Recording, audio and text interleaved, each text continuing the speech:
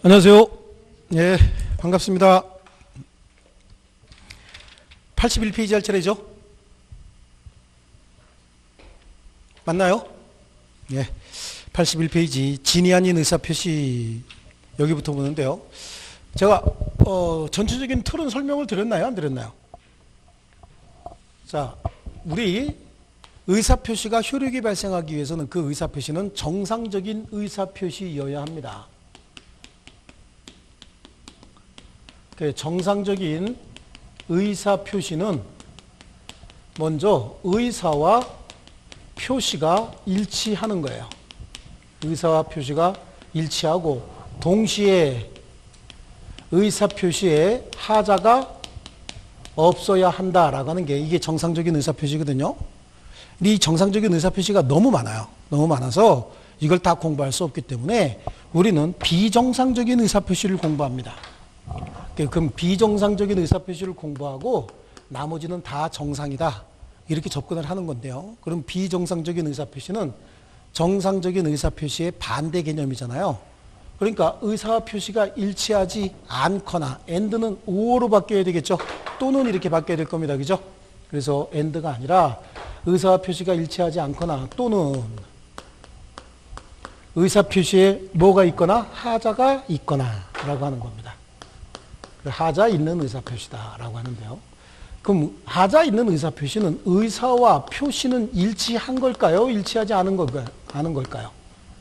의사와 표시는 일치한 거죠. 일치하지 않았다 그러면 일로 들어갔겠죠. 그러니까 의사와 표시가 일치했는데 왜 하자 있다라고 얘기를 하느냐. 자, 하자 있다라고 얘기하는 이유는 잘못된 의사결정을 했고 그 의사결정대로 표시를 했다. 여기도 문제가 생기는 거죠. 잘못된 의사결정을 지가 해놓고 그리고 지가 표시해놓고 왜 하자 있다고 하느냐. 그런 정도가 아니라 잘못된 의사결정을 하는 과정에 외부에 부당한 간섭이 있었다요. 그래서 이제 110조에서 이걸 규정하고 있는데 이거 먼저 잠깐 보면 110조에 사기에 의한 의사표시 또는 강박에 의한 의사표시다 이렇게 얘기를 해요. 그러니까 사기를 당해서 잘못된 의사결정을 했다. 강박을 당해서 잘못된 의사결정을 했다. 그리고 그대로 표시했다. 그런 개념인데요. 먼저 비정상적인 의사표시에 관한 우리 민법 규정은 107조부터 있습니다. 107조 그리고 108조가 있습니다. 그리고 109조가 있습니다. 또 사기나 강박에 의한 의사표시는 110조예요. 그래서 보통 비정상적인 의사표시에 관한 107조 내지 110조 이런 식으로 표현하기도 합니다. 자, 이걸 우리는 진이 아닌 의사표시라고도 하고 비진이 표시라고도 합니다. 비진이 표시. 자, 108조를 둘이 짜고 한 허위의 의사표시다라고 해서 짜고 했다는 얘기는 통정이라고 해요. 통정한 허위의 의사표시다. 그래서 이걸 통정 허위표시 또 이렇게 얘기를 하고요. 109조는요. 착오에 의한 의사표시다라고 하는데 그냥 착오 이렇게 쓰죠. 그 다음에 110조는 사기 또는 강박에 의한 의사표시다 이렇게 얘기를 합니다. 자, 우리 앞글자만 가지고 한번 물어볼게요. 비정상적인 의사표시에 관한 107조 내지 110조를 우리는 비통착사강 이렇게 합니다. 한번 읽어보겠습니다. 뭐라고요? 예, 비통착사강 한번 해봅니다. 여기 뒤에 가면은 무효취소에서 좀 유용하니까 말씀드리는 겁니다. 다시 해볼게요. 뭐라고요? 비통착사강이에요. 자, 여기 이제 성립 요건을 제가 한꺼번에 쭉 정리해 드립니다. 성립 요건은 일단은 의사 표시가 있어야 됩니다. 또 의사와 표시가 일치하지 않아야 되겠죠.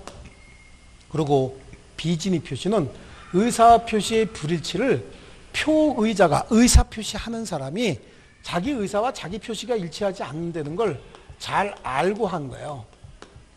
이런 행위를 도대체 왜 했을까? 그 이유나 동기는 묻지도 말고 따지지도 말입니다. 하나, 둘, 세 개만 있으면 비진이 표시라고 하는 겁니다. 그럼 통정허위 표시는요.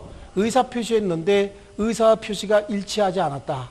그런데 그 의사와 표시의 불일치에 대해서 표의자도 알고 상대방도 알고 그렇게 하기로 합의까지 했다라고 하는 겁니다. 몇 개 얘기했습니까 제가? 3개 얘기했죠. 표의자도 알고 상대방도 알고 그렇게 하기로 합의까지 했다. 이렇게 해서 3개 얘기했죠. 그걸 우린 뭐라고 얘기하냐면 짜고 했다 이렇게 얘기하는 거예요. 짜고 했다. 표의자도 알고 상대방도 알고 그렇게 하기로 합의까지 했다. 그걸 뭐라 그런다고요? 짜고 했다라고 하는 거예요. 짜고 했다는 세 가지 의미가 있습니다. 가끔 이걸로도 물어보니까 주의하셔야 됩니다. 제가 뭐라 그랬어요? 표의자 알고 상대방도 알고 그렇게 하기로 합의까지 했다. 이렇게 얘기한다 그랬죠.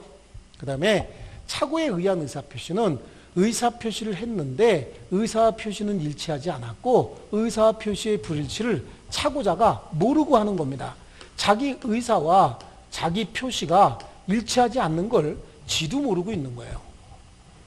이게 성립요건이고요. 그럼 이쪽에 오면 비정상적인 의사표시라도 의사표시가 있긴 있었는데 의사표시는 일치했어요.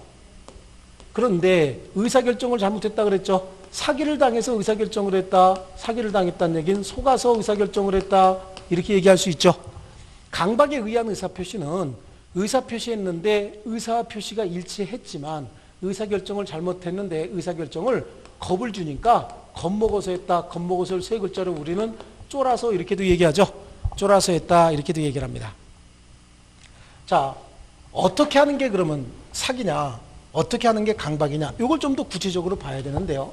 속아서 의사결정을 했고 그대로 표시했다라고 하면 속았다고 한다면 보통 우리 법률용어로 기망을 당했다라고 하는 겁니다. 기망을 당해서 그 기망에 의해서 착각을 일으켰고 착오를 일으켰고 착오에 의해서 의사표시까지 있었다. 이렇게 얘기를 할 수가 있는 거죠. 그럼 강박에 의해서 의사표시를 했다. 강박을 당했다. 강폭을 당했다. 이런 얘기도 하고 해악의 고지가 있었다. 안 좋은 일을 발생시키도록 하겠다라고 하는 해악의 고지가 있었다는 얘기예요. 해악의 고지를 받으니까 뭐가 생겼다는 얘기죠? 공포심이 생겼다 그런 얘기입니다. 그래서 이 공포심에 의해서 의사표시까지 했다. 자, 이게 사기와 강박에 의한 의사표시의 요건인 겁니다. 그럼 효과 한꺼번에 보겠습니다. 효과. 비정상적인 의사표시에 관한 비진의 표시는 일단은 표시한 대로 유효입니다. 이게 원칙인 거예요. 원칙은 표시한 대로 그대로 효력이 발생한다라고 해서 이걸 유효 이렇게 얘기를 합니다. 표시한 대로 유효입니다. 그런데 예외적으로 상대방이 표의자의 의사와 표시가 일치하지 아니함을 상대방이 알았거나 알 수 있었으면 무효로 한다. 그래요. 그래서 상대방이 알았거나 알 수 있었을 때 그때는 무효로 한다라고 얘기를 합니다. 그러면 상대방이 알았거나 알 수 있었다. 악의 또는 과실이 있다라고 하면 무효로 하니까 그럼 유효는 이거 반대잖아요. 그러니까 상대방은 어떤 상태? 선이면서 무과실일 때 유효다 그런 얘기가 되겠죠. 자, 이거고요. 통정의 표시는요. 여기 보세요. 비진의 표시, 의사 표시의 불일치를 상대방이 알았거나 알 수만 있었어도 무효니까 이건 아예 처음부터 짜고 했죠. 처음부터 둘이 짜고 있으니까 처음부터 알고 있었던 거잖아요. 그러니까 이건 당사자 간에는 언제나 그냥 확정적으로 무효입니다. 무효인데 이 통정의 표시 이런 것들은 대체적으로 강제 집행을 면할 목적으로 하는 경우가 대부분이에요. 그러다 보니까 이거 자체가 반사회적 행위는 아닙니다. 반사회적 행위가 아니기 때문에 여기에 불법 원인 급여의 문제는 발생하지 않는다. 불법 원인 급여는 아니다라고 얘기를 합니다. 이거 문제는 발생하지 않아요. 그러니까 불법 원인 급여의 문제가 발생하지 않는다는 얘기는 부당이득 반환 청구할 수 있다. 나중에 되돌려달라고 할 수 있대요. 부반청할 수 있다. 언제 부당이득 반환 청구하느냐. 이게 무효니까 이행 전이면 이행할 필요 없는데 이미 이행된 부분 있죠. 그 이행된 부분이 불법 원인 급여가 아니니까 부당이득이라고 돌려달라고 할 수 있다. 그 다음에 착오에 의한 의사표시는 의사표시의 불일치를 표의자가 모르고 있는 거거든요. 그 표의자가 모르고 있다는 얘기는 상대방도 몰랐을 가능성이 꽤 높다. 이걸 전제로 해서 이거는 일단은 유효로 합니다. 유효로 하되 나중에 취소할 수 있는 여지를 만들어 놨어요.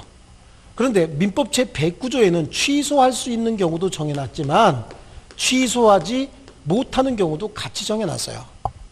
그러면 언제 취소할 수 있다고 민법에 정해놨느냐? 법률행위 내용에 중요 부분에 관해서 착오가 발생을 하면 취소할 수 있다라고 하는 거고요. 또 중요 부분에 관한 착오가 있어도 표의자에게 중대한 과실이 있으면 취소할 수 없답니다. 중대한 과실이 있다. 그러면 취소할 수 없다.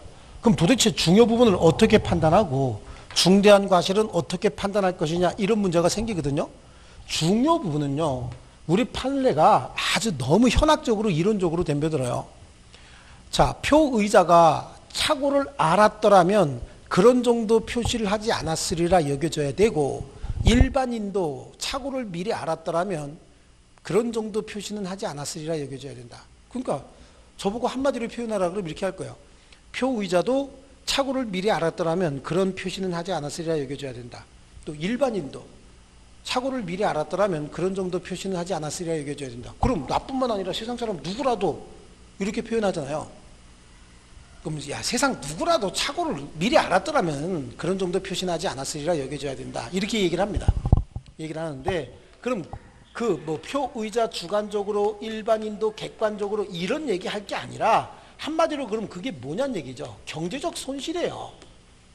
그래서 젊은 판사가 경제적 손실이 없으면 중요 부분이 아니다라고 얘기합니다. 그래서 경제적 손실이 중요 부분이라고 얘기하는 거고요. 그럼 중대한 과실은 어떻게 따질 거냐?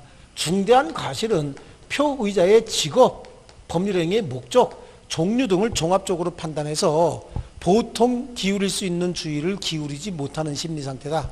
굉장히 어려워요. 말이. 그런데 그냥 한마디로 뭐라고 정리하면 돼요?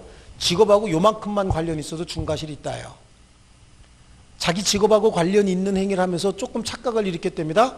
직업하고 관련 없는 일을 하면서 착각을 일으켰으면 그냥 단순한 과실입니다. 근데 자기 직업하고 관련 있는 일을 하면서 착각을 일으켰다. 그럼 그건 중과실인 거예요. 그럼 예를 들어서 말이죠. 토지를 거래하고 있어요. 토지를 거래하면서 권리 분석을 잘못해서 경제적 손실이 크게 생겼답니다. 경제적 손실이 크면 중요 부분에 관한 착오니까 취소할 수 있는 사유가 생겼죠. 근데 그 손실을 발생시킨 자가 변호사래요. 변호사 직업이. 그럼 변호사면 중대한 과실이 있는 거죠? 아니, 토지 거래하면서 권리 분석하고 이러는 거, 권리 분석은 변호사 업무에 들어가잖아요. 중대한 과실이 있는 거예요. 혹시 공인중개사가 그런 일을 하다가 착오를 일으켰대요. 공인중개사도 직업하고 관련이 있죠. 그럼 그 사람들은 중대한 과실이 있기 때문에 착오를 이유로 경제적 손실이 안 많고도 취소 못해요. 그런데 정육점 사장님이래. 정육점 사장님이 토지 거래하다가 착각을 일으켜서 손실이 크게 생겼대요. 그럼 그분은 중대한 과실이 있는 거예요? 없는 거예요? 없는 거죠. 직업하고 관련 없으면 중대한 과실이 없어요. 직업하고 관련이 있어야 중대한 과실이 있는 겁니다. 자, 그렇습니다. 그러니까 얘는 유효로 하되 취소할 수 있다. 얘는 처음부터 무효다. 얘는 원칙적으로 유효돼 예외적으로 무효가 되는 경우가 있다라고 하는 거고요. 이쪽은요. 사기나 강박에 의한 의사표시는 의사와 표시가 일치한 겁니까? 일치하지 않은 겁니까? 일치한 거잖아요. 의사와 표시가 일치했죠. 다만 잘못된 의사결정을 했고 그대로 표시가 있었다라고 하더라도 의사와 표시가 일치했기 때문에 이거는 유효로 하는 겁니다. 유효로 하되 나중에 취소할 수 있다 이렇게 정해놨는데 그럼 어떤 경우에 취소할 수 있느냐? 먼저 기망을 당했어야 됩니다. 그럼 기망을 하는 자는 상대방을 얕은 꾀를 해서 얕은 꾀를 동원해서 상대방을 속이는 행위예요. 기망을 하는 자는 내가 얘를 속이면 이 녀석이 기망에 의해서 착각을 일으키고 착각에 의해서 의사표시까지 할 것이다 라고 하는 고의. 그러니까 기망만 할 게 아니라 이 녀석을 착각까지 유도하고 착각에 의해서 의사표시까지 유도해야 되겠다라고 하는 고의가 있어야 되는 거예요. 이걸 2단의 고의다 이렇게 얘기를 합니다. 그리고 이 기망행위는 위법행위가 돼야 된다라고 하는 겁니다. 위법행위로서 나중에 불법행위를 구성할 수 있는 행위여야 한다라고 해요. 그래서 위법해야 된다. 모든 기망행위가 다 위법한 건 아니에요. 우리가 상품 같은 거 팔 때 있잖아요. 상품 선정 광고 같은 거 할 때 다소 허위 과장 광고가 들어갈 수 있죠. 대표적인 허위 과장 광고가 뭐예요? 상품 팔면서. 화장품. 여성들 화장품 파는 거 있잖아요. 거기 나오는 모델들 보면 굉장히 이쁘죠. 그 화장품 발라서 이쁜 거 아니거든요. 원래 이쁜 거거든요. 근데 그거 바르고 나타나서 이쁜 것처럼 이렇게 하잖아요. 근데 그거를 여성들이 모르고 사는 사람 없죠. 아, 쟤는 저거 발라서 겁나 이뻐졌어. 이렇게 사는 사람 없잖아요. 그래요. 다소 허위 가장 광고가 들어가도 뭐 30일이면 모든 게 끝나 뭐 이런 거 있잖아요. 화장품 팔면서 30일 솔루션 뭐 이런 거 있잖아요. 30일 바르면 걔처럼 되느냐? 절대 그렇지 않습니다. 하지만 그 허위 가장 광고가 있어도 그거는 상대방이 의사결정하는데 부당한 간섭이 있었다고 볼 수는 없어요. 속아서 그것 때문에 속아서 샀다라고 볼 수는 없겠죠. 그래서 모든 기망행위가 다 위법성을 갖춘 건 아니다. 그런데 90년대 초중반에 대형 백화점에서 세일 같은 거 하면서 이런 식으로 변칙 세일을 했어요. 자, 50% 할인 행사 그래요. 할인 50% 세일. 그래놓고 실제 가서 물건 보면 세일하기 전에는 10만 원짜리를 그 가격표를 21만 원으로 갖다 붙여요. 그리고 50% 세일 그러면 10만 5천 원 받는 거 아니에요. 5천 원 오히려 더 붙여 파는 거야. 더 붙여 파는 이유가 뭐야? 광고비 충당하느냐고. 이거는 다소 과장 광고가 아니라 위법한 기망행위다. 그래서 대형 백화점의 변칙 세일 이런 거고요. 이 기망에 의해서 착오에 의해서 의사표시가 있어야 된다 그랬는데 기망에 의해서 착오에 의해서 의사표시까지 이루어지는 관계가 그 인과관계가 있어야 된다는 얘기예요. 그런데 기망에 의해서 착각이 기망할 때 A라고 표시하라고 기망을 했는데 너무 많이 착각을 일으켜서 B라고 표시했대요. 그럼 이 기망에 의한 의사표시가 아니잖아요. 기망에 의해서 착오에 의해서 의사표시까지 해야 되는 기망과 착오와 의사표시 사이에는 인과관계가 있어야 되는데 기망행위 하는 자는 A라고 의사표시 유도해야지라고 기망행위를 했는데 속이는 행위를 했는데 얘가 착각을 너무 많이 일으켜갖고 A라고 표시하지 않고 B라고 표시했대요. 그럼 이건 사기에 의한 의사표시가 아니잖아요. A를 유도해야지라고 하는 의도를 가지고 기망행위 했는데 실제로 A라고 표시했다는 거예요. 그래서 손실이 생겼다. 그럼 그건 뭐예요? 그건 사기에 의한 의사표시 맞죠? 좋습니다. 자, 이쪽도 마찬가지인 거예요. 이쪽에 강박에 의한 의사표시라고 하려면 해악의 고지가 있어야 되는 거죠. 안 해주면 불이익 주겠어. 속된 말로 죽여버리겠어. 파멸시켜버리겠어. 모든 걸 다 뺏어버리겠어. 이런 거 있잖아요. 이런 것들입니다. 이 해악의 고지는 상대방의 직접 해악 고지뿐만 아니라 그 상대방의 가족들이나 친구들에 대해서 불이익을 주겠다라고 하는 것도 해악의 고지가 될 수 있어요. 그렇습니다. 그 다음에 해악의 고지에 의해서 공포심이 생겼고 공포심에 의해서 의사표시까지 있었다. 즉 여기에도 뭐가 필요하다고요? 2단의 고의가 필요하다라고 얘기를 하는 겁니다. 또 이 해악의 고지는요, 위법성을 갖춘 불법행위가 돼야 되는 거예요. 그러니까 모든 해악의 고지가 다 위법성이 있는 불법행위는 아니라고 보는 겁니다. 자, 어떤 게 있을까요? 모든 해악의 고지가 다 위법한 행위로서 불법행위는 아니다라고 하는 게 음주운전을 통해서 내 차 뒤를 받은 녀석이 있대요. 가서 보니까 애가 완전히 술이 취해 있네요. 그럼 뭐라고 해? 나와. 너는 경찰에 신고해서 다시는 운전대 못 잡게 하고 넌 콩밥 먹게 하겠어. 이런 식으로 얘기하죠. 그게 위법합니까? 부정행위에 대한 고소고발하겠다라고 하는 거, 이거는 위법성이 있는 건 아니죠. 해악의 고지는 맞잖아. 듣는 사람 입장에서는 굉장히 불이익이 생겨서 겁이 날 정도까지 고지가 있었죠. 하지만 그거는 위법성이 있는 불법행위라고 보지 않아요. 이해하셨죠? 자, 그리고 해악의 고지에 의해서 뭐가 생기고 공포심이 생기고 공포심에 의해서 의사표시까지 했어야 된다. 즉 뭐가 있어야 된다? 인과관계가 있어야 된다라고 하는 겁니다. 자, 이게 이제 107조 내지 110조를 한꺼번에 정리한 건데 얘네들은 공통점이 있어요. 요거는 유현대 취소할 수 있다고 그랬죠? 근데 유현대 취소할 수 있다고 했는데 그러면 누가 사기 강박했느냐 한번 볼게요. 갑하고 을이 법률관계 하는 과정에서 갑이 을한테 사기 강박행위를 했대요. 사기나 강박을 하니까 얘가 의사표시를 했다는 거예요. 겁먹어서 또는 착각을 일으켜서 의사표시했답니다. 속아서요. 이 의사표시는 누구에게 했냐면 갑에게 한 거예요. 그럼 갑이 이렇게 보니까 내가 사기 강박행위 하니까 을이 여기 속아서 나한테 의사표시했다라고 하는 거 갑은 잘 알죠. 그렇죠? 갑은 잘 아니까 나중에 을이 내가 사기당했다라고 하는 걸 알잖아요. 알면은 이 의사표시 사기 강박을 이유로 여기다가 취소해버릴 수 있어요. 취소한다 라고 해서 취소도 해버릴 수 있어요. 자, 그런데 이제 문제는 갑이 직접 사기 강박을 한 게 아니라 제3자가 갑과 을 사이를 끼어든 다른 사람이 한 사람이 있다는 거예요. 그래서 A라고 하는 사람이 있고 여기가 제3자가 여기다가 사기 또는 강박행위를 했다는 거예요. 그래서 을이 갑한테 의사표시를 했습니다. 갑한테 의사표시를 했는데 여기서 을 입장에서 봤을 때는요. 여기도 사기 강박을 당했으니까 잘못된 의사결정을 했고 표시한 거잖아요. 여기도 보세요. 을은 사기 강박을 당했으니까 잘못된 의사결정을 했고 그대로 표시가 된 거잖아요. 사기 강박을 당했으니까요. 그러니까 을 입장에서는 이걸 취소하고 싶어요. 사기 강박을 통해서 잘못된 의사결정을 했다라고 하는 이유로요. 그런데 갑 입장에서 봤을 때는 여기서는 갑은 쥐가 사기 강박했으니까 잘못된 의사결정에 의한 것이다라고 하는 거 잘 알잖아요. 근데 여기는 갑이 그 사실 모를 수도 있죠. 얘가 사기 강박한 거 아니라면서요.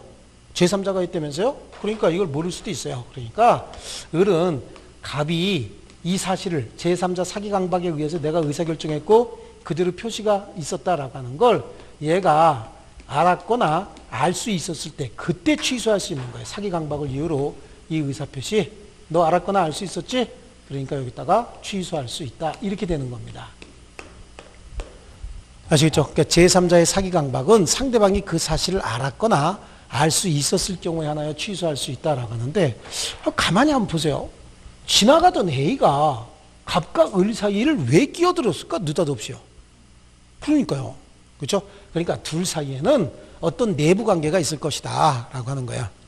둘 사이의 내부 관계를 가만히 보니까 이 두 사람이 서로 동일시 할 수 있는 사람일 수도 있고 동일시 할 수 있는 사람이 아닐 수도 있어요. 동일시 할 수 있는 사람이다 라고 하면 누구 얘기하는 거냐면 대리인 얘기하는 거예요. 대리인. 그러니까 갑의 대리인 A가 법률행위하는 과정에서 상대방한테 사기 강박을 했대요. 그럴 수 있겠죠? 아니면 동일시 할 수 있는 자가 아닌데도 사기 강박했다는 겁니다. 그럼 누구냐? 얘네 회사 직원, 갑 회사 직원이 지나가다가 갑이 좀 힘들어 하니까 여기다가 겁을 좀 준 겁니다. 그래서 얘는 그냥 피용자라고 얘기를 합니다. 피용자. 그럼 피용자는 상대방과 동일시할 수 있는 자가 아니니까 단순한 제3자로 봐서 상대방이 알았거나 알 수 있었는지 여부를 따질 수 있겠지만 상대방과 동일시할 수 있는 대리인 있잖아요. 대리인은 그냥 누구로 봐버려요? 갑으로 봐버리는 거야. 그러니까 이거하고 똑같이 취급하기 때문인 겁니다. 그러니까 대리인은 상대방으로 취급하고 피용자는 제3자로 보겠다는 얘기예요. 그러니까 이 대리인은 누구하고 똑같이 취급한다? 갑으로 봐버린다. 그러니까 갑이 알았는지 알 수 있었는지 같은 거 따질 필요 없이 취소할 수 있다는 얘기고 피용자는 뭘로 취급한다고요? 제3자로 취급한다. 그러니까 알았거나 알 수 있었는지 여부를 따져봐야 된다. 그 얘기고요. 굉장히 중요한 걸 지금 할 건데요. 비정상적인 의사표시에 관한 107조 내지 110조는 공통적으로 가지고 있는 내용들이 있어요. 얘네들은요. 얘네들의 공통점이고요. 이 공통점은 여기서 두 문제가 나오든 세 문제가 나오든 무조건 여기다 써드리는 이 공통점은 무조건 시험에 나와요. 답으로 들어갈 확률도 있고 여기서 세 문제 나오면 두 문제가 여기서 답 나오는 경우도 많이 있습니다. 107조든 108조든 109조든 110조든 여기 있는 내용은 다 적용되는 거예요. 여기는 가족법상 법률행위를 신분행위라고 하거든요. 가족법상 법률행위에는 적용하지 않는답니다. 여기에는. 적용하지 않겠다고 합니다.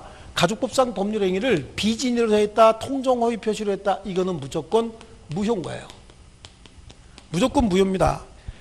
유효였다가 취소할 수 있다. 상대방이 알았거나 알 수 있었으면 무효다. 이런 게 아니라 가족법상 법률행위에는 비진의 표시, 통정허위 표시, 차고 사기 강박에 의한 의사표시가 적용되지 않기 때문에 그냥 처음부터 무효로 확정되는 거예요.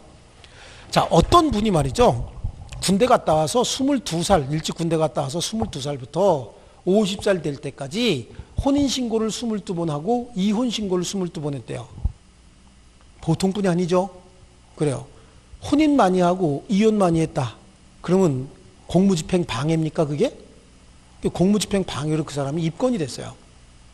혼인신고 22번 하고 이혼신고 22번 했다고 공무집행 방해로.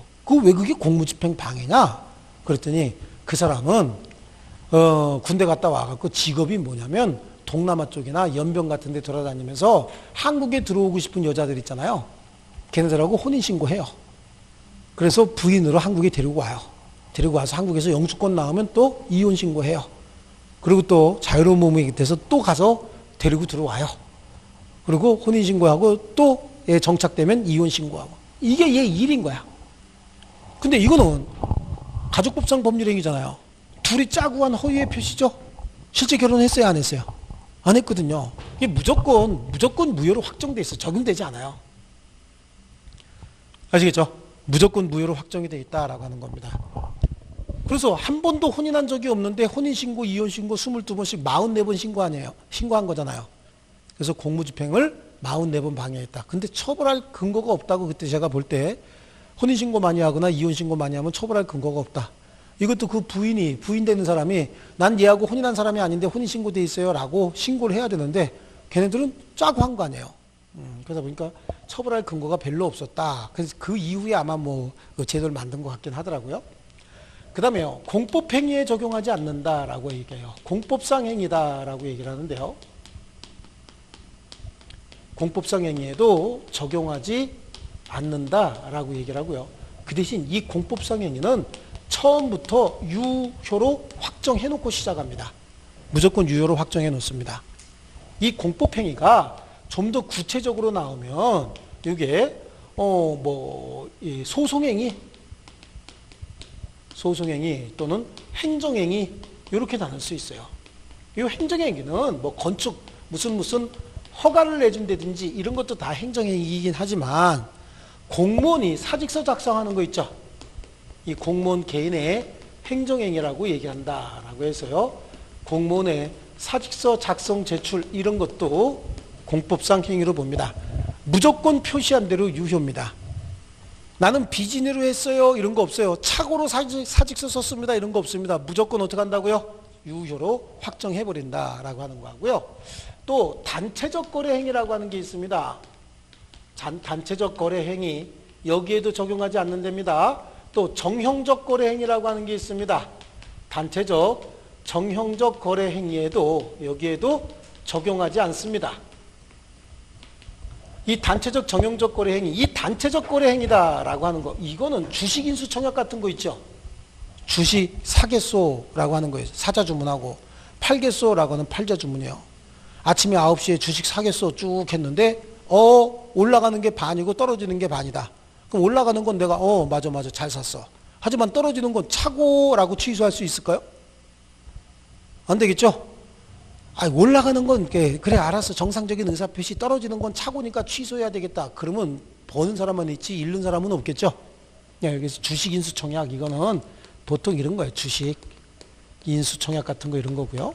정형적 거래 행위다라고 하는 건 어음이나 수표 발행하는 행위예요.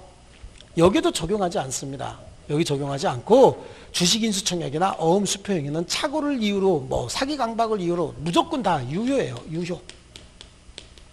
정형적 거래 행위 적용하지 않아요. 무조건 다 유효고요. 얘네들은요.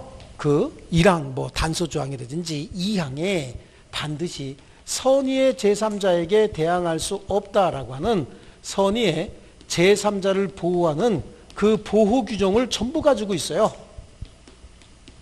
보호 규정들을 가지고 있다. 선의의 제3자 보호 규정을 가지고 있다. 이때 제3자 선의면 충분하고 무과실은 요하지 않는다. 그리고 제3자 선의는 추정이 된다고 얘기를 합니다. 제3자 선의가 추정이 된다. 그 말은 제3자 스스로 나는 선의입니다. 몰랐습니다. 라고 입증할 필요가 없다는 얘기예요. 그리고 제3자 선의면 충분하고 무과실을 요구하지는 않는다라고 얘기합니다. 무과실이 요구되지는 않는다. 자, 이게 무슨 소리냐면요. 선의 제3자에게 대항할 수 없다는 규정이 갑하고 을이 둘이 비통착사강했다는 거예요. 비진의 표시, 통종의 표시, 착오, 사기, 강박에 의해서 의사표시했답니다. 그러면 무효거나 아니면 취소 가능한 행위잖아요. 그래서 이게 무효 또는 취소가 됐다는 얘기예요. 무효가 되거나 아니면 취소가 됐다. 그럼 무효가 되거나 취소가 되면 이행 전이면 이행할 필요 없겠지만 이행했으면 그건 돌려줘야 되거든요. 돌려줘야 되는데 을이 병에게 또 양도했다는 거예요. 병에게. 그러니까 비통착사강을 통해서 얘가 얻은 게 이건데 이걸 얘한테 다시 양도해서 병이 가지고 있다는 얘기고, 병은 이게 비통착사강에 의해서 이루어진 행위인지 모른다는 겁니다. 병이 선이다라고 하는 거예요. 그러면 갑이든 을이든 이거는 무효 또는 취소가 됐어요 라고 해서 여기다가 무효 취소를 주장하지 못한다. 즉 대항하지 못한다는 얘기예요. 병한테. 선의의 제3자에게 대항하지 못한다라고 얘기합니다. 이 제3자를 용어적으로 정리할 때는 이렇게 정리합니다. 당사자는 제3자가 될 수가 없겠죠. 당사자 빼고 이 사람들의 포괄 승계인이 있어요. 포괄 승계인은 상속받은 사람들이에요. 공법 관계가 아니고 우리 민법 관계에서는요. 상속인 나오면 이 사람하고 똑같은 사람으로 취급하면 돼요. 그러니까 상속인하고 피상속인은 똑같은 사람이다. 민사적인 권리가 완전히 같기 때문에 똑같은 사람이다 라고 취급해도 객관식 문제 푸는데 전혀 지장 없어요. 아시겠죠? 그러니까 당사자와 포괄 승계인을 제외하고 얘네들이 일단은 제3자가 될 수 없는 자들이잖아요. 제3자 얘기할 때 당사자와 포괄 승계인 제외하고 이 허위 표시를 기초로 허위 표시로 형성된 법률관계는 을이 이걸 취득한 것처럼 권리가 생겼잖아요.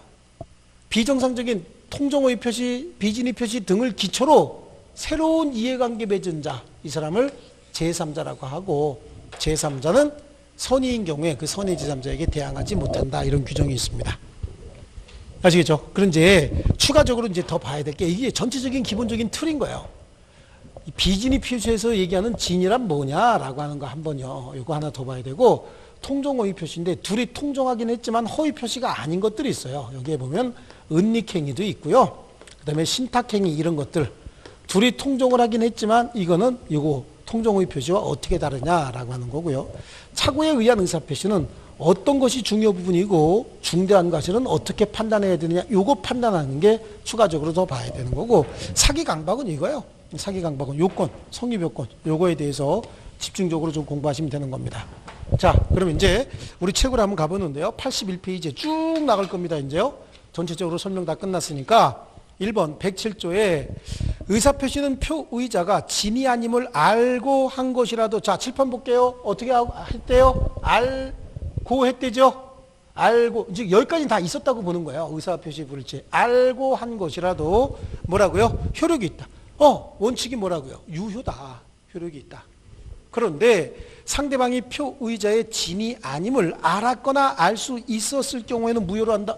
상대방이 알았거나 알 수 있었으면 무효로 한다 그랬잖아요.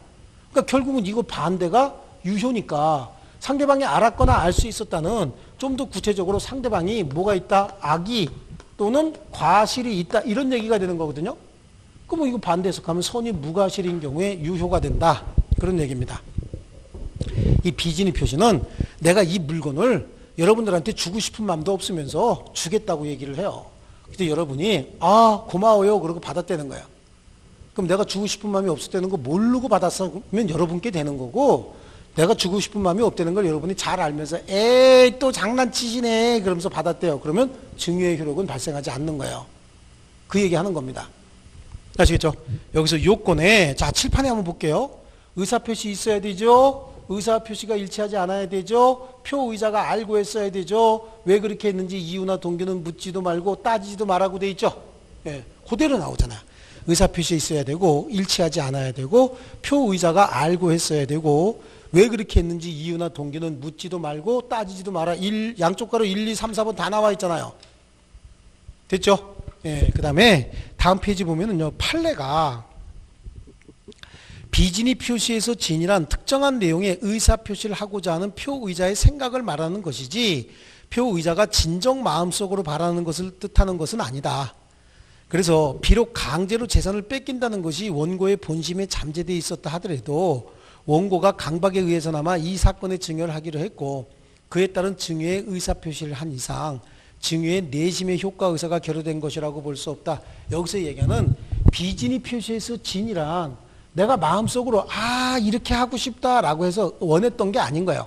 여기서 얘기하는 진이란 우리가 보통 알고 있는 진이는 뭐죠? 난 정말 이게 하고 싶다라고 하는 게 진이잖아요. 근데 여기서 얘기하는 진이는 그게 아니라 내가 이렇게 표시해야 되겠다. 나는 이렇게 표시해야 되겠다라는 생각이 있잖아요. 그걸 진이로 보겠다는 겁니다. 나는 이렇게 표시해야 되겠다라고 하는 내 생각을 진이라고 본다면 나는 이거는 하고 싶지 않아. 정말 하고 싶지 않아요. 근데 내가 이걸 안 하면 정말로 내가 못 살아날 것 같아. 그러니까 마지못해서라도 이렇게 해야 되겠다. 자, 다시 한번 A, B로 할게요. 내 마음속의 진심은 뭐야? A 하고 싶어. A. 정말로 A 하고 싶은데 내가 A 하게 되면 못 살아날 것 같아요. 그러니까 마지못해서나마 내가 살아남기 위해서 B로 해야 되겠다라고 생각을 하고 B로 표시했다는 거예요. 그럼 그거는 비진위 표시가 아니라 진위에 의한 의사표시란 얘기예요. 비진위 표시에서 얘기하는 진위란 특정한 내용으로 의사표시하고자 하는 표의자의 생각을 말하는 것이지 표의자가 진정 마음속으로 바랬던 사항을 뜻하는 것은 아니다. 이렇게 얘기하고 있죠. 그래서 그 밑에 이제 사례도 학교법인이 사립학교법상 제한 규정 때문에 그 교직원들의 명의를 빌려서 피고로부터 금원을 차용한 경우에, 자, 이게 이제 소외인들의 피고로 이런 거보다는 좀 정리를 했어야 되는데, 자, 사립학교가 있어요. 학교법인이 있습니다. 이 사립학교 학교법인은 말이죠. 교육 목적 달성을 하기 위해서, 우리 사립학교 아시죠? 교육 목적 달성하기 위해서만 돈을 빌릴 수 있지, 다른 이사장 개인 목적으로 돈을 빌릴 수는 없어요. 그런데 돈이 좀 필요하니까 그 학교에 교직원들에게 지시를 합니다. 교직원들에게, 야, 내가 주로 거래하고 있는 이 은행에 미리 내가 얘기를 해놨으니까 여기 가서 대출 신청들을 해라. 이렇게 지시를 합니다. 대출 신청들을 해라 라고 지시를 하니까 여기 가서 대출 신청하는데, 여기 교직원들 중에서는요, 나 돈 필요 없는데 왜 대출 신청하래? 그러니까 학교 법인에서는 대출 받아서 네가 써라가 아니라 대출 받는 돈 누구한테 갖고 와라? 나한테 갖고 와라. 그런 얘기예요. 나한테 갖고 와서, 그럼 이거 어떻게 갚느냐? 얘가 여기다가 주겠다는 겁니다. 얼마? 만약에 500만 원 빌렸다. 그럼 10개월 동안 얼마씩 주겠다고요? 55만 원씩. 이자 포함해서 55만 원씩 이렇게 주겠다는 거야. 그럼 얘가 대신 갚아주면 되는 거죠. 그럼 이 학교법인에서는 이 55만 원 뭘로 해결하느냐? 얘 월급 올려준 걸로 해버리면 되는 거예요. 그럼 학교법인에서도 정상적으로 직원들 월급 올려줬으니까 돈 많이 줘도 아무 문제 안 되죠. 얘는 올려받은 돈으로 뭐 하면 되는 거고, 대출받은 거 갚으면 되는 거고. 그렇죠? 그 다음에 대출받은 돈은 누가 쓰는 거죠? 이사장이 개인적인 용도로 쓰고. 어떻게 보면은 전부 다 불법의 고리가 연결되어 있는 거잖아요. 이때 이 교직원이 정말로 하고 싶지 않았는데, 만약에 나는 싫어요 라고 하면 그 다음날 문자 메시지 오겠죠. 뭐라고 와요? 사직서? 세 글자 써 갖고 와. 세 글자. 뭐라고? CUT 이렇게. 그러니까 CUT 안 당하려면 어떻게 해야 돼요? 해야지. 하고 싶진 않아도. 그래서 했다는 거죠. 했는데 걸렸어. 걸려갖고 학교법인이 취소가 돼버렸어요. 돈도 안 갚았는데. 그럼 이 돈 누가 갚아야 되느냐? 교직원들이 갚아야 된다는 얘기예요. 왜냐하면 교직원이 주장했던 건, 나는 대출 받고 싶지 않았고 그 사정을 내가 대출하는 과정에 은행 직원한테 얘기 다 했거든요.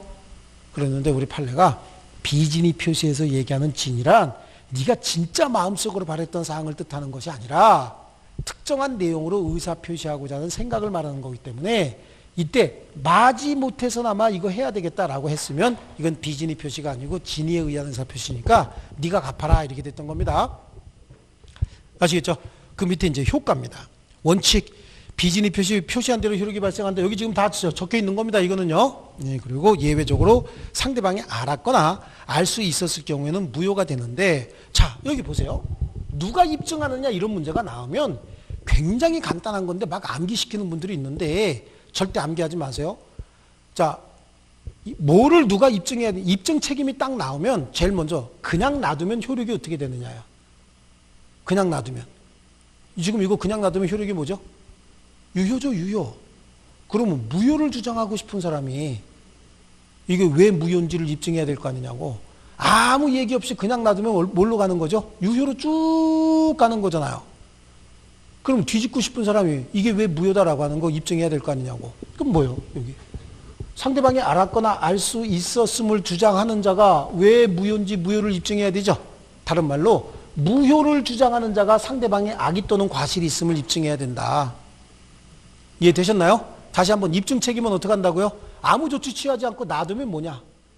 그래, 아무 조치 취하지 않고 놔두면 유효다. 그럼 무효를 주장하는 자가 무효의 원인을 입증하는 거고, 아무 조치 취하지 않고 놔두면 무효다.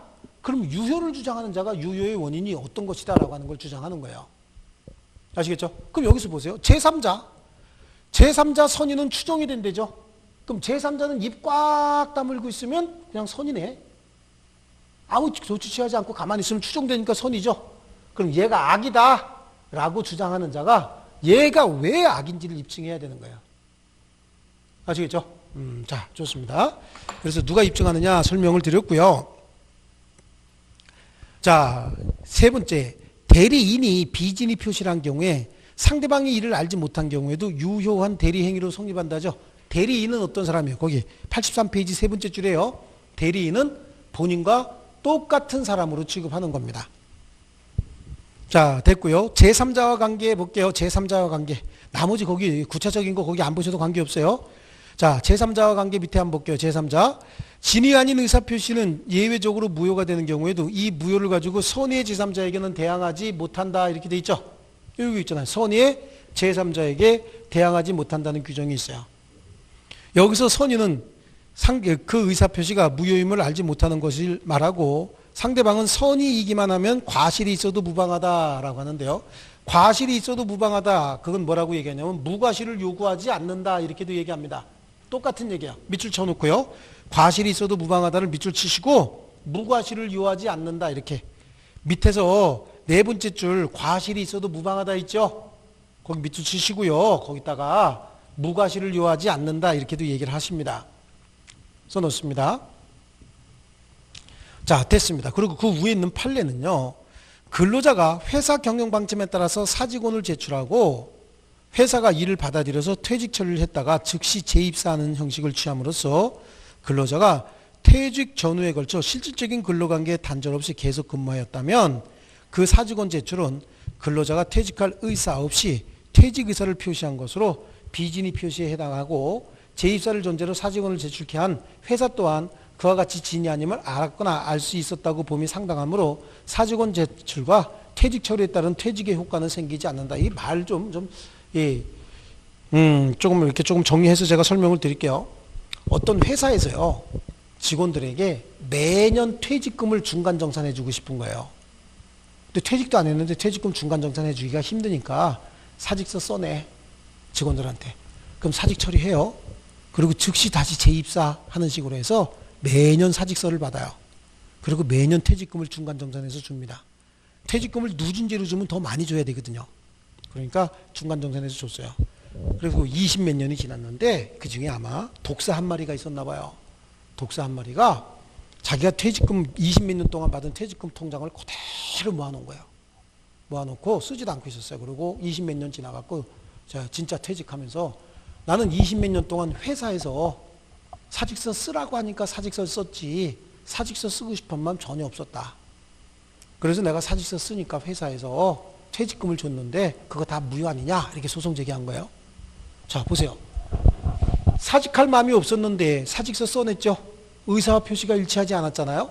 근데 회사에서 시킨 거라면서 그럼 상대방이 알았거나 알 수 있었죠. 그러니까 사직서 처리는 뭐가 돼야 돼? 무효가 돼야 되지. 그럼 한 번도 사직한 적이 없었다 그런 얘기잖아요. 그죠? 그동안 받은 돈 20 몇 년 동안 받은 퇴직금 그대로 통장에 있네. 연 0. 몇 프로 이렇게 이자 붙어갖고. 근데 이 사람이 20 몇 년 동안 누진제로 퇴직금 달라라고 해서 실제 받은 금액의 2.3배 정도를 받아갔다는 거예요. 아시겠죠? 그래서 회사에서 매년 퇴직금을 중간정산 이렇게 해주는 게 실제 나중에 줘야 될 돈의 약 한 45%에서 40% 정도로 해결할 수가 있다는 거예요. 20 몇 년 지났다가 주면 2배 반 정도를 더 줘야 된대요. 대단하죠? 자, 넘겨보실게요. 넘겨보시면 적용범위 한번 볼게요. 적용범위. 자, 상대방 없는 단독행위. 여기 보세요. 비진의 표시는 표의자 혼자 하는 의사표시거든요. 상대방이 있을 수도 있고 상대방이 없을 수도 있죠. 근데 상대방이 있으면 상대방이 알았거나 알 수 있었다 이거 적용하는데 아무 문제가 안 되는데 상대방 없는 단독행위는 상대방이 없는 거 아니겠어요? 그러니까 상대방이 알았거나 알 수 있었다 이걸 적용할 수가 없죠. 그러니까 비진의 표시를 상대방 없는 단독행위로 했으면 원칙만 적용되는 거예요. 원칙만. 그러니까 언제나 표시한 대로 유효다 하는 거죠. 자, 중요한 거 아닙니다. 그건 줄 안 쳐도 관계없어요. 그 다음에 적용이 배제되는 경우 여기 있잖아요. 여기 적용되지 않는다요. 신분행위 적용하지 않는다. 공법행위에도 적용 안 한다. 단체적 거래행위나 정형적 거래행위에도 적용하지 않는다고 했던 거 있죠. 여기 거기 또 쭉 나오는 겁니다. 이해되셨나요? 그 다음에 오른쪽에 가면 통정허위 표시가 나오죠. 통정허위 표시.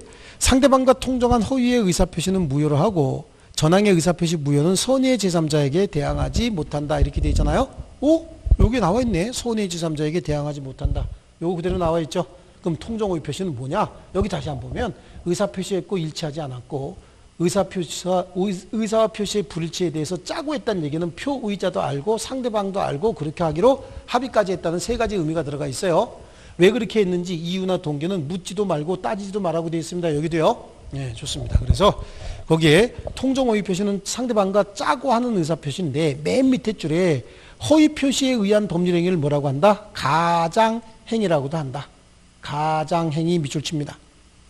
가장행위. 자, 됐고 넘겨보실게요. 넘겨보시면요. 구별 개념에 은닉행위하고 신탁행위 구별하라고 제가 여기 해놨잖아요. 그렇죠? 허위 표시에서 알아야 될 건 은닉행위, 신탁행위 요거 구분해야 되는데 은닉행위, 신탁행위는요. 신탁이라고 하는 게 뭘까요? 어감 그대로 한번 해볼게요. 신탁행위라고 하는 거. 믿고 맡기는 행위겠죠? 나는 널 믿어. 그러니까 갖다 맡기는 행위예요. 자, 신탁행위 보세요. 갑이 채권자고요. 을이 채무자예요. 채권자가 채무자에게 채권을 행사하잖아요. 행사하면 아 미안하다 빨리 갚을게 이러는 게 아니라 오히려 채무자가 더 난리야. 알아서 줄 텐데 왜 달라 그러고 난리냐고 더 속된 말로 막 지랄지랄 하니까 아 갑이 감당하기가 너무 힘들어요. 힘드니까 자기 친구 중에서 겁나게 싸나운 애가 하나 있어요. 얘는 잘 때도 야구방망이 품에 안고 자는 애야. 자다가 기분 나쁘면 막 야구방망이로 막 두들겨 패고 그러는 애예요. 얘한테 뭐라고 얘기하냐면 야 네가 나 대신 좀 채권 좀 받아줘 라고 해서 추심을 의뢰하잖아요. 추심. 나 대신 좀 받아줘라 라고 추심 의뢰하면 얘가 가서 야 너 갑한테 줄 돈 있지? 갑한테 줄 돈 빨리 갚어. 이래갖고 돈을 받아온다는 거예요. 그럼 얘가 돈 없다 그러면 막 두들겨 팬다는 거죠.